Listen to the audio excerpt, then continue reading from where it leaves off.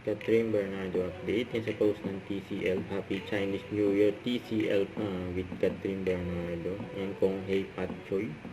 So ito pa yung post. And during contract signing and renewal contract ni Catherine for TCL. There will be a partnership that keeps moving forward as glimpsed into the contract signing of TCL Philippines and Catherine Bernardo, marking another year of collaboration. Film the fresh look, exciting new content and more live moments coming this 2026. And 4 years still counting. And si Catherine bilang ambassador TCL for TNT. Si Catherine. Sa ito nag-viral sa TikTok. At sabi sa sila naka-move on na pero yung shawarma shops hindi pa.